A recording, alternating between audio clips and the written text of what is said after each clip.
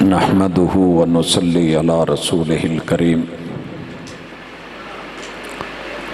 अऊज़ु बिल्लाहि समीइल अलीम मिनश शैतानिर रजीम।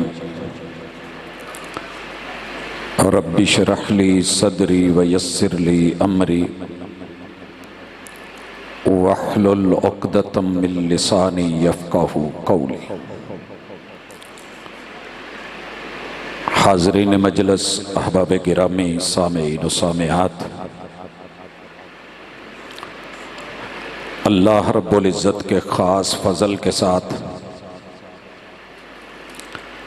रात के उन लम्हात में जब दुनिया महवे आराम है, आप लोग अल्लाह की किताब के साथ एक निस्बत की वजह से यहाँ बैठे हैं। मेरा मालिक कबूल फरमाए उन वालिदैन की काविशों को, मेहनतों को, दुआओं को और उनकी औलादों को कि जो आज खूबसूरत लिबास में ज़मीन के सितारे बन कर के चमक दमक रहे हैं। मेरे रब ने यहाँ दुनिया में उनको इनाम और इकराम से नवाजा है। मेरी दिली दुआ है कि अल्लाह कल माशर के मैदान में भी इज़्ज़त के साथ, आबरू के साथ और इनामात के साथ मेरे इन बेटों को नवाजे। और वालिदैन के साथ रब का वादा है, इंशाअल्लाह वो वादा पूरा होना है। अल्लाह ने पूरी दुनिया के सामने वो इज़्ज़त और आबरू का ताज पहनाना है। मेरा रब वो इज़्ज़त और आबरू अता फरमाए। और दिली दुआ निकल रही है अहले इलाका के लिए, अहले मोहल्ला के लिए, इंतज़ामिया के लिए, इंतज़ामो इंसराम करने वाले अहबाब के लिए और बिलखुसूस उन असातिज़ा के लिए कि जिनकी मेहनतों और काविशों से आज आप इस महफिल और मजलिस में तशरीफ़ फरमाए। मैं बात को लंबी नहीं करना चाहता। कुरान मजीद के साथ ये तकमील का सफ़र आखिरी सफ़र नहीं है। एक सफ़र है यहाँ से समंदर तलक। दुनिया समंदर देखने जाती है, किनारे से समंदर के नज़ारे करती है। वो मंजर भी बड़ा खूबसूरत होता है और सफ़र बामकसद होता है।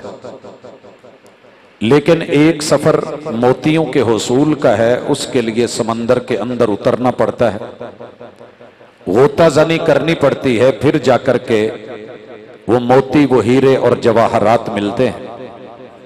मेरे बेटों ने, इन बच्चों ने, असातिज़ा किराम ने मिलकर के वालिदैन की दुआओं के साथ, अल्लाह की रहमतों के साथ, इंतज़ामी काविशों के साथ जिस सफ़र को तय किया है, ये किताबुल्लाह तक अप्रोच का, हिफज का और उसे महफूज करने का सफ़र है।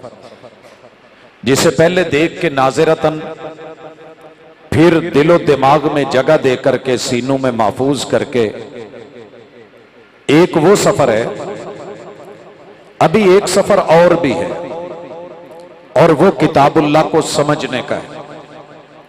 नस याद हो गई है, इबारत याद हो गई है, अल्हम्दुलिल्लाह आयात, सूरतें, पारे अल्लाह की रहमतों से मेहनत करके ये फर याद हैं, मुसल्ले में सुना दिए जाएंगे, मंजिल पुख्ता हो जाएगी।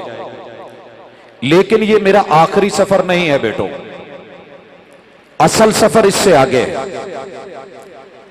इंसान जो बोल रहा है, अगर वो समझे ना और दूसरे को समझा ना पाए तो फिर ये गुफ्तगू नहीं होती, वो कलाम बामाना नहीं होता। उसे हम फजूल या वा गोई कहते हैं और अल्लाह का कलाम इससे बालातर है। रब का कलाम है ही इंसानों से और इसकी एक एक सतर, एक एक लफ्ज, एक एक हरफ बामाना है, बामकसद है। इन्ना हादल कुरान यहदी लिल्लती ही अक़वम। हमने कुरान मजीद को इस नुक्ता नजर से भी अभी पढ़ना है और जानना है कि ये जिंदगियों को बदलने वाली किताब है, ये शऊर देने वाली किताब है, ये तरक्की देने वाली किताब है, ये उरूज पे कौमों को ले जाती है। और इसने जो भी पढ़ाया है बाकमाल पढ़ाया है। उसे काटा तो जा सकता है, उखाड़ा नहीं जा सकता। देखिए, नाखून भर जाएं तो काटे जाते हैं, उखाड़े नहीं जाते। गलत फहमियां हो जाएं तो उन्हें दूर किया जाता है, सुलह की जाती है, मिला जाता है, बिल्कुल एक दूसरे से अलग नहीं हुआ जाता। दुनिया के जितनी मर्जी शकूक व शुबहात पैदा हो जाएं, मेरे बेटों आपने ही ये काम करना है। अल्लाह ने आपको दीन और दुनिया दोनों अता की है। दुनिया में रह रहे हैं, खा रहे हैं, पी रहे हैं, बाकी दुनिया भी है, लेकिन उनके पास शायद दीन का शरफ ना हो। आप लोगों को जो रब ने दिया है, ये नेमत सारी दुनिया खर्च करके भी नहीं मिलती। ये नसीब और मुकद्दर और किस्मत के फैसले हैं कि अल्लाह ने आपको चुना है। इस हवाले से मेरी कुछ गुजारिशात वालिदैन से भी हैं, असातिज़ा से भी हैं, अहले मोहल्ला से भी और इंतजामिया से भी और इन बेटों से भी है। सबसे पहली चीज, आपने इन बच्चों को जो पढ़ाया है, इसका टाइटल हाफिज है। हाफिज किस चीज का? ले किताबिल्लाह, अल्लाह की किताब को याद करने वाला, हिफज करने वाला, महफूज करने वाला। वो बेटा हो या बेटी हो, दुनिया में इससे बड़ी कीमती और इससे बुलंदतर इज्जत और आबरू वाली कोई डिग्री नहीं है। ये पहले अपना जहन बना ले। मेरे पास इस वक्त अगर एक तरफ पीएचडी की डिग्री है और दूसरी तरफ हिफज की ये डिग्री जो बच्चों के हाथ में थमाई गई, मैं मुबालगा नहीं कर रहा। ये बेशक 1 साल में इन्होंने किया हो, 1.5 में किया हो, 2 में किया हो या 3 साल में किया हो, वो पीएचडी की डिग्री जो 50-50 साल से ऊपर वाले भी मेहनत कर रहे हैं और ले रहे हैं, मेरी नजर में उसकी वैल्यू इस सनद के मुकाबले में कोई नहीं है। मेरे अपने ब्रीफ केस में, मेरे अपने हाथ में दोनों डिग्रियां, एक तरफ ये है और एक तरफ ये है। सच बात यह है कि जिस डिग्री को इज्जत अल्लाह और उसके रसूल ने दी है, खैरुकुम मन तअल्लमल कुरान व अल्लमा, जिस मुआशरे की कौम कुरान पढ़ने लग जाए, पढ़ाने लग जाए, निगरानी करने लग जाए, इंतजामो इंसराम करने लग जाए, मस्जिद और मदरसा या घर या किसी इदारे और इंस्टीट्यूट की बुनियाद रख ले, और जो उस्ताज कारी बन के, मुकरी बन के किताबुल्लाह को पढ़ाने लग जाए, और जो बच्चा उसको पढ़ने लग जाए, ये पढ़ने वाला और पढ़ाने वाला अल्लाह की इस किताब को अपने सीनों में महफूज करने वाला, खैरुकुम, कायनात की सारी इज्जतों से बालातर और सारी डिग्रियों से ज्यादा मुअज्जज अगर किसी डिग्री का मुकाम और मर्तबा है तो वो इस किताब के साथ जुड़े हुए लोगों का। तो दिल खोल के, फख्र के साथ, इज्जत के साथ और वकार के साथ इन लोगों की इज्जत करना सीखें, इनको मुकाम दें और मर्तबा दें। क्यों? जो लोग अपने बड़ों को ऑस्कर अवार्ड देते हैं, जो अपने आप में मुकर्रर करके नोबेल प्राइज दुनिया को देते हैं, किसी की रिसर्च देख के, तहकीक देख के, काम देख के, ये दुनिया के काम दुनिया में रहने वाले हैं, लेकिन वो काम जिसे मोहम्मद रसूलुल्लाह सल्लल्लाहु अलैहि वसल्लम ने दुनिया में भी, सेहत में भी, बीमारी में भी, मौतो हयात की कशमकश में भी, लोगों कब्र में, नशर और हशर में, वो माशर के मैदान में, वो उस जगह जहां कोई साथ नहीं होगा, ये किताबुल्लाह खड़ी होकर के वकील बन के अल्लाह से कहेगी, ई रब इन्नी मनातहु नौम बिल्लैल, ऐ मेरे रब, रात को नींद का टाइम था, आराम का टाइम था, 12 बजे हुए थे, आधी से ज्यादा शबे गम काट चुका हूं, अब भी अगर आ जाओ तो ये रात बड़ी है। इन लोगों ने रात दिन नहीं देखे, मैं तेरी सिफ्त थी, इन्होंने मेरी कदर की है, ये मेरा मुवक्कल है, मैं इसका वकील हूं। अल्लाह इस मेरे मुवक्कल को जहन्नम से बरी करके जन्नतुल फिरदौस अता फरमा। ये प्रोटोकॉल है इस सनद का, ये एजाज है इस डिग्री का। तो हिफज करने वाले को लोग तो अपने कंजरों को इज्जत देते हैं, मैं लफ्ज ये बोलना नहीं चाह रहा होता, लेकिन चलता है हमारे यहां। कोई भांड एक्टिंग करने लगे तो लोग उसको इज्जत देते हैं, वो उनका नंबर 1 कहलाता है। उनके मुकाबले होते हैं। कोई गुलूकार बन जाए, मौसीकार बन जाए, लोगों कोई अदाकार बन जाए, लोग उनको टाइटल जितवाते हैं। जिनको मुकद्दस अल्लाह के घर में रब ने जगह दे करके सुफा की यूनिवर्सिटी बनवा के महबूब के हाथों उन तालब इल्मों को प्रोटोकॉल दे के, जब रब ने कहा है कि महबूब कह दो खैरुकुम मन तअल्लमल कुरआन व अल्लमा, तो आपका और मेरा ये फर्ज बनता है कि अपने इन बच्चों को हाफिज जी नहीं कहा करें। ये मजाक के लफ्ज छोड़ दें। लोग मेरे महबूब को राईना बोलते थे, थोड़ा लफ्ज दबा लेते थे और बज़ाहिर माना यह था कि ऐ हमारे मुहाफिज और निगरान, हमारा ख्याल रखना। लेकिन दबा के जो कहते थे उसका मकसद था कि ऐ हमारे बकरियों के चराने वाले चरवाहे। रब ने रोक दिया, मना कर दिया। हाफिज लिल किताबिल्लाह का माना यह है कि इस नौजवान, इस बच्चे के सीने में कुरान के 30 पारे, 114 सूरतें, 6000 से ज्यादा आयतें ये सीने के लाकर के अंदर महफूज हैं। ये हाफिज है और हम इसको कहें हाफिज जी, बमाना है नबीना, जिसे कोई पता नहीं, कोई शऊर नहीं। तो नहीं, ऐसी बात नहीं है। बावकार लबो लहजे और इज्जत से। और मेरा मानना है औलादें सारी बराबर हैं, लेकिन रब जब कुरान से दर्जा दे रहा है, इन्ना अक्रमकुम इंदल्लाहि अत्काकुम, तो मेरे सारे बच्चों में मुअज्जज वो है कि जिसने अल्लाह की किताब को सीने से लगाया है। मुझे उसको इज्जत देना, आबरू का ख्याल रखना, एहतराम करना, बड़ा होकर के भी उस छोटे को प्रोटोकॉल देना, आंखों पे बिठाना, ये मेरी दीनी जिम्मेदारी है। सारी दुनिया इस वक्त प्रोपेगेंडा कर रही है कि इनको गिरा दिया जाए, इनको हम ही ने उठाना है। दूसरी चीज, जो बच्चे ये हिफ्ज कर लें, कुरान पढ़ लें, मदरसों में पढ़ लें, जो बच्चियां मदारस में पढ़ी हूं, इनका अपनी सोसाइटी में खुसूसी ख्याल रखा करें। क्यों? मैंने देखा है जो बच्चे हमारे मेडिकल में चले जाएं और डॉक्टर बन जाएं, वालिदैन उनके लिए रुकावट नहीं बनते। वो हॉस्पिटल कहें तो हॉस्पिटल बना दिया जाए।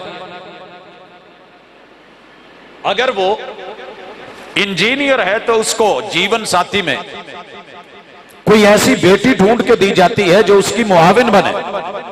हर शोबे में ताउन किया जाता है, लेकिन यह वाहिद शोबा है कि बेटे ने कुरान हिफज किया हुआ है, दीन पढ़ा हुआ है, उसका उसे इल्म है, नॉलेज है।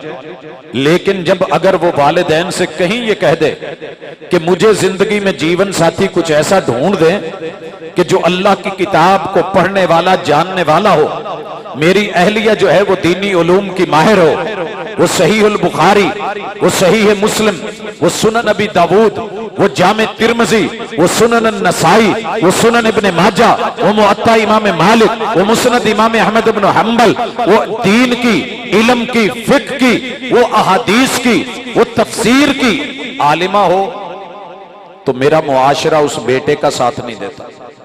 बरअक्स चलें, अगर बेटी ने ये सब पढ़ा हुआ है तो वालिदैन से कहीं तकाजा कर ले कि मेरा जीवन साथी, मेरा जिंदगी का साथी, मेरे ईमान की तकमील में कोई ऐसा आदमी आना चाहिए, ऐसा शख्स, ऐसा नौजवान आए कि जो दीन पढ़ा हुआ हो, ताकि हम दोनों मिलके अपने घर में, अपने कुर्बो जवार में किसी इदारे को, किसी इंस्टीट्यूट को, अल्लाह की किताब को, ये दावत को, पैगाम को पहुंचा सकें, ये दीन का नूर फैला सकें।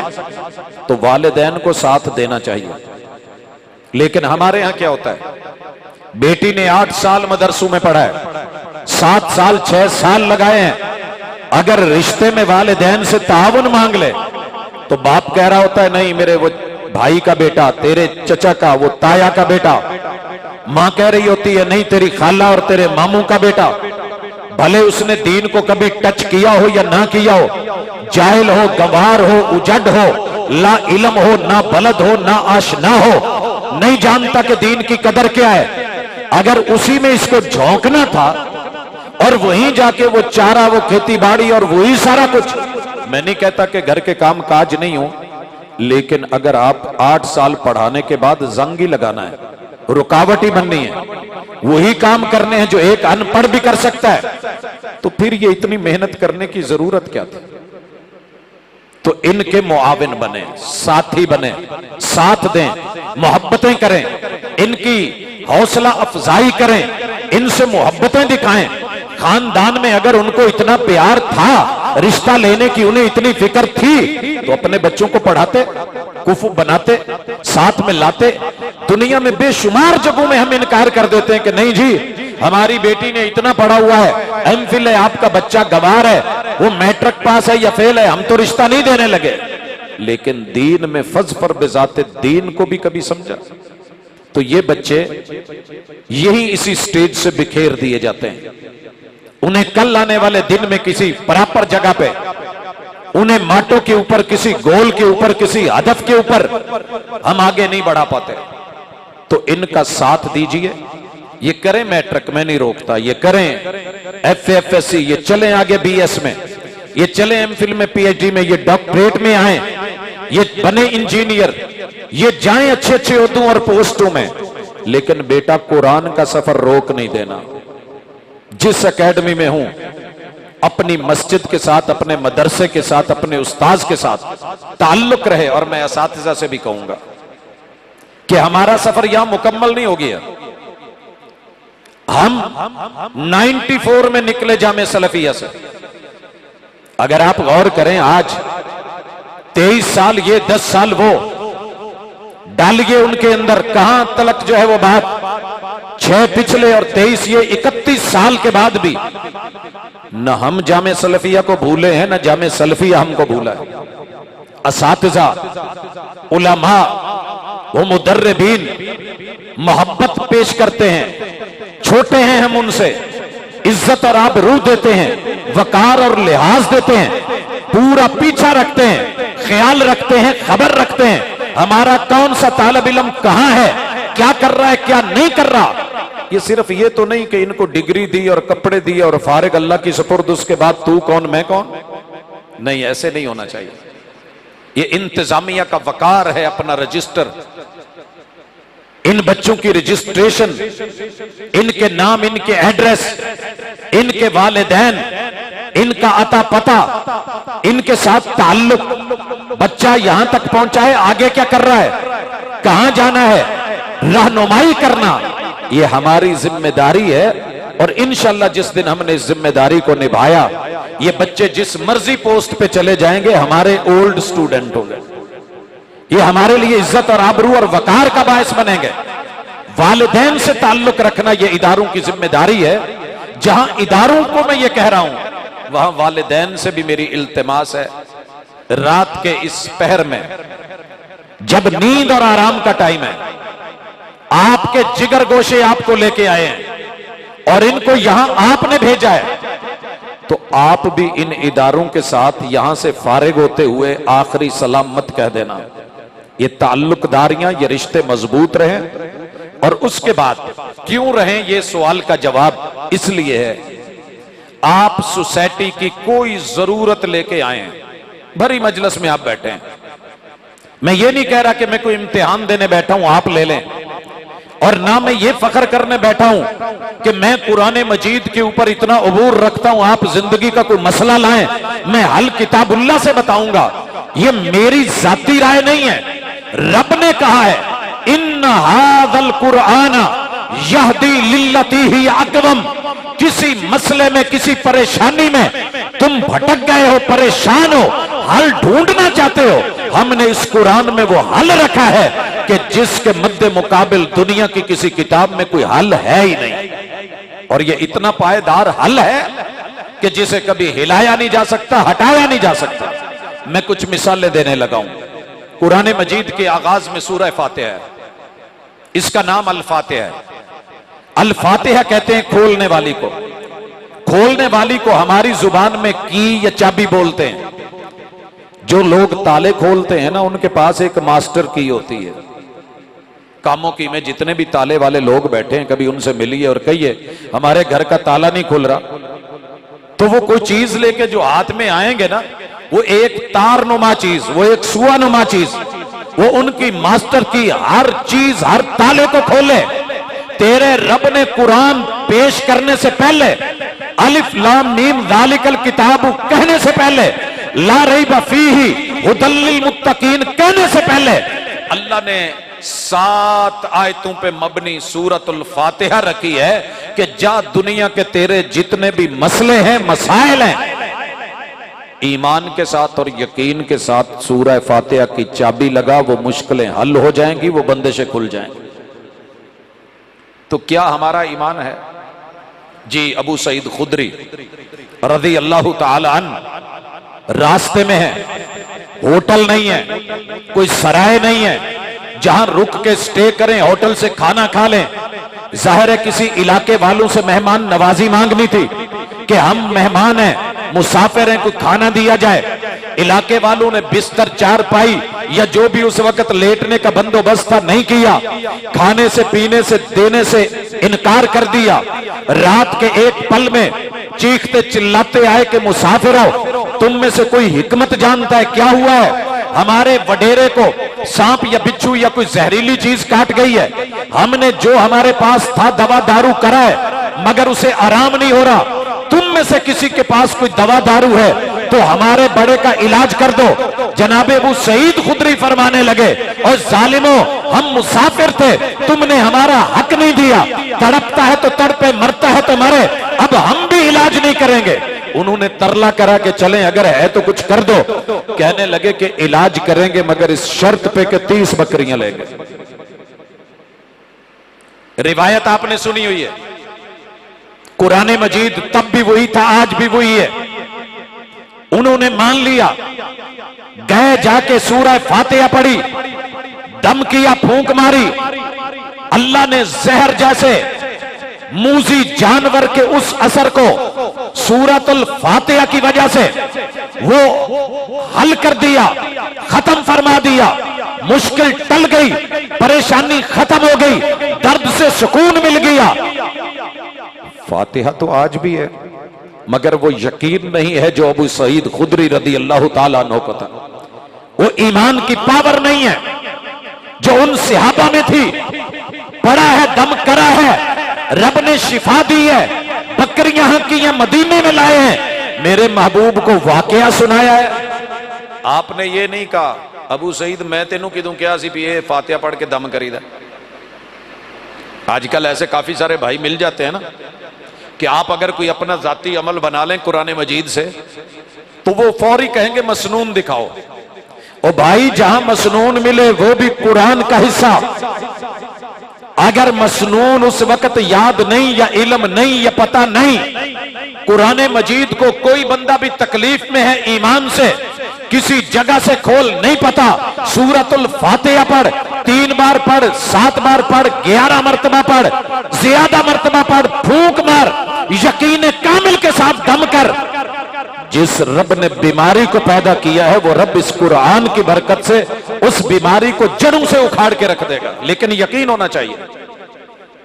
नहीं पता, कहीं से भी कुरान खोलिए, पढ़िए, वनुनज़्ज़िलु मिनल कुरानी मा हुवा शिफाउन व रहमतुल लिल मोमिनीन। हमने कुरान को बनाया ही शिफा है।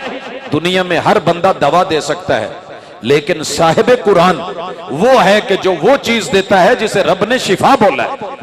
तो इसलिए अपनी मुश्किलें, अपनी परेशानियां, अपने दुख दर्द, अपने आलाम, अपने मसाइब, अपने नवाजिल, दुनिया में उतरने वाली ऐसी चीजें जिनका हल एलोपैथी, होम्योपैथी या देसी पैथी के पास नहीं है, आइए दम पैथी में, कुरान पैथी में, अल्लाह की कलाम की पैथी में आपको सब कुछ मिलेगा। लेकिन यकीन होना चाहिए। ये मैंने एक मिसाल दी है। कितने लोग हैं कि जिनका दुख दर्द अल्लाह ताला ने इस किताब से जोड़ा हुआ है, हमारे पढ़ने की देर होती है अल्लाह ताला दुख डाल देते हैं। तो इस किताब से अपने रूहानी मसले, जिस्मानी मसले और अपने मुआशी और मुआशरती मसाइल का हल ढूंढिए। आज घरों से बेटियां भाग रही हैं, किताब इलाज बताएगी हल क्या है। नफ्स जो है वो गंदे हो रहे हैं, पाकीज़गी और तहारत के लिए कुरान से रुजू कीजिए, बताएगा। अगर कामयाबी सिर्फ आवारा गर्दी में और आजादी में होती, फ्रीडम में होती, बिल्कुल मॉड सोच में होती, तो यूरोप तरक्की कर चुका होता। आप क्या समझते हैं कि यूरोप तरक्की कर गया? चांद से आगे नहीं गया। चांद से अगला सफर अगर किसी ने करा है तो कामों की के इस बैकवर्ड इलाके की, किसी सूए के कुर्बो जवार में पड़ी हुई किसी मस्जिद और मदरसे के एक तालिब इल्म, जिसके बाप को लोग मुआशरे में कमी कहते हैं, जिसको लोग कोई पैसा देने को तैयार नहीं, तेरे रब ने चांद से आगे अर्शे बरी तक इस बच्चे की अप्रोच रखी हुई है। अर्शे बरी तक राबता है, ये धरती पे बैठा है, लेकिन अल्लाह फरिश्तों में बैठ के अगर रशक करता है तो इस बच्चे पे करता है। फिर तरक्की ये हुई या वो हुई? वो मौत के साथ सब खत्म, सहूलतें यहीं पे।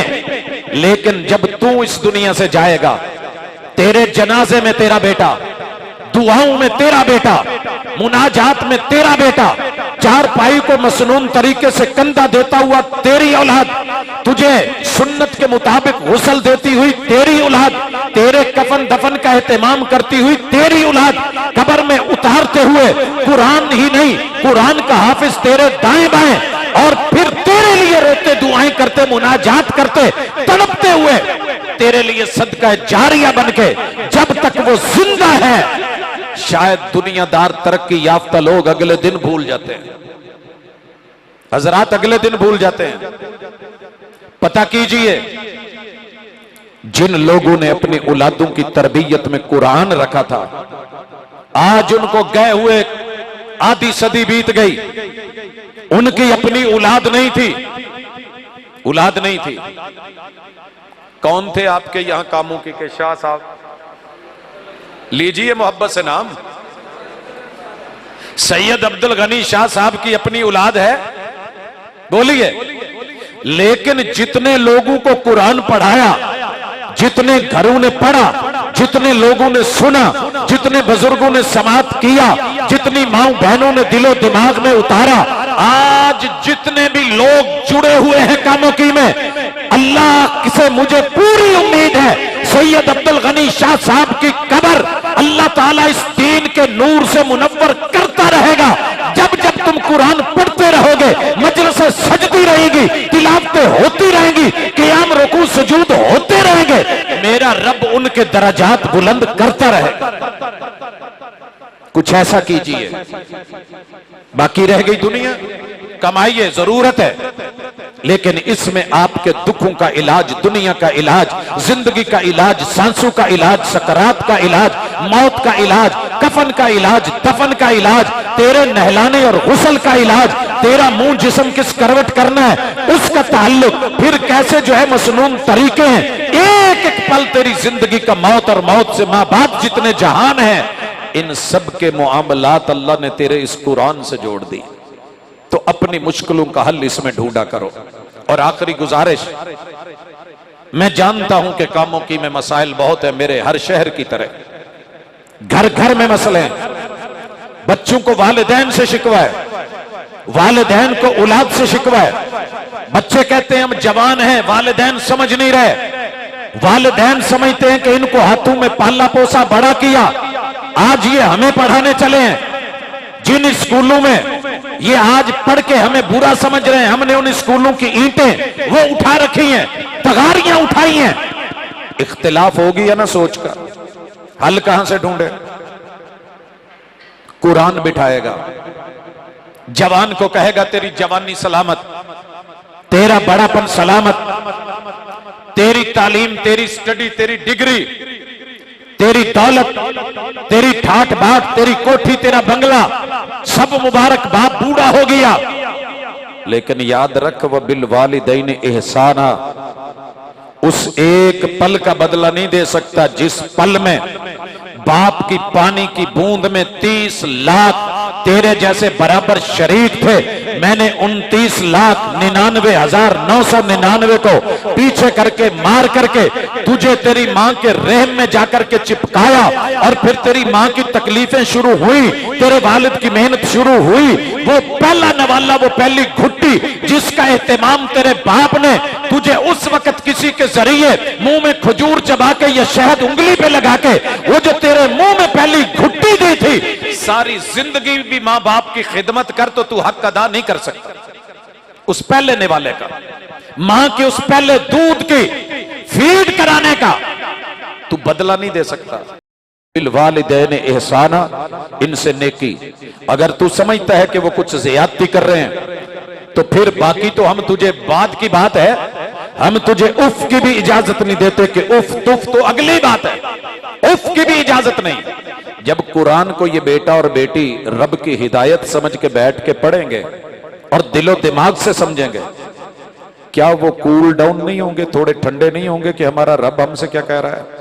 और बेटा याद रखना, ये तेरी जवानी पे रब फालिज डाल सकता है, मां बाप के खिलाफ बोलती जुबान के ऊपर रब फालिज डाल सकता है, ये घूरने वाली आंखों के डोरे रब खत्म करके ये लेंस जिनमें बड़ी जरक बरक और चमक है, वालिदैन को निकाली गई आंखों का नूर छीन सकता है, उन पे उठाए हुए हाथ की ताकत छीन सकता है, उनसे बागी होकर घर से भागते हुए तेरे कदमों पे फालिज डाल सकता है, तुझे लूला लंगड़ा करके घर में पड़े बच्चे, बड़े बच्चे होते हैं, कई घरों में होते हैं कि जो सारी जिंदगी करवट नहीं ले सकते, नवाला हाथ से मुंह में नहीं ले सकते, रब ने उनको निशानी बनाया है, तू भी इसकी जगह हो सकता था।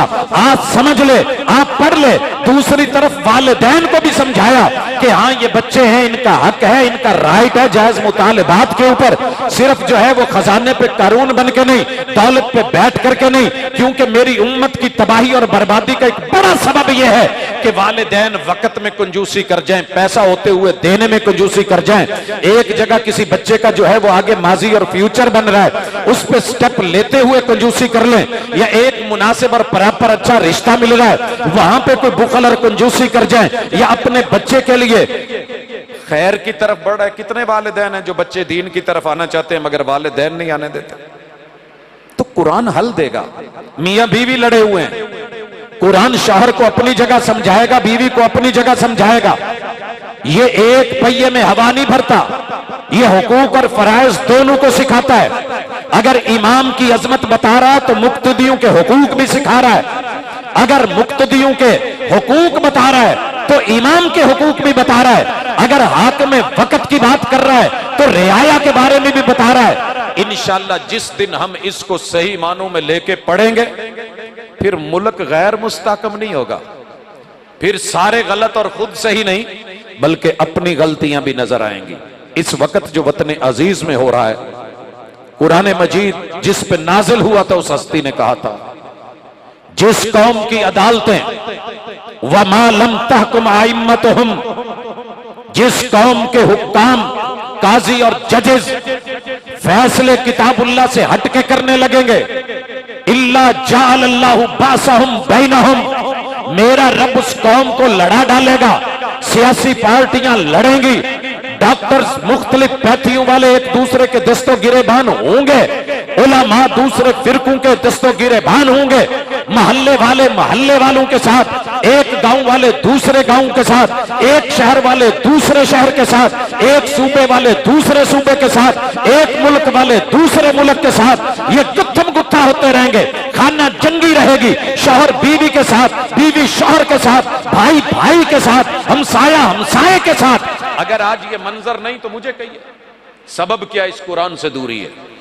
तो आज रात के इस पहर में जो गुजारिशें की हैं उनको पल्ले आप भी बांधे मैं भी बांधूं। जो मसले हैं पंचायत में ले जाने की बजाय, दुनिया को तमाशा दिखाने की बजाय, शरीके को नीचा दिखाने की बजाय, कभी सर झुका के अल्लाह के घर में आके किताबुल्लाह को पकड़ के तर्जमे के साथ कुरान मजीद को देख के आलम वक्त से जरा बात पूछ के राय लेके अपनी गलती को तस्लीम करके झुकना शुरू कर दें। व खैरुहुमुल्लज़ी यब्दउ बिस्सलाम, जो गलती पे है वो अल्लाह से माफी मांगे, इस्तिगफार करे, बंदू से एक्सक्यूज करे। मेरे ख्याल में किसी घर में कोई मसला नहीं रहेगा, किसी पार्टी में मसला नहीं रहेगा, किसी जगह पे किसी ग्रोह किसी जत्थे में मसला नहीं रहेगा। इंशाअल्लाह अल्लाह मसले हल करने वाला है। तो इस किताब के साथ अपना ताल्लुक गहरा करें, सिर्फ बच्चों के हिफ्ज तलक नहीं बल्कि इसके इफ़हाम व तफहीम तलक और तामीर सोच, तामीर फिक्र से तामीर इज्जत व आबरू तलक और तहारत और पाकीज़गी के सिलसिले तज़किया नफ्स के सब चलेंगे। मुश्किलें हल होंगी, लेकिन शर्त यह है कि दवा और दारू की फिक्र करें। अल्लाह हमें अमल की तौफीक दे। सुब्हानक अल्लाहुम्मा व बिहम्दिका अशहदु अल्ला इलाहा इल्ला अंता अस्तगफिरुका व अतूबु इलैक।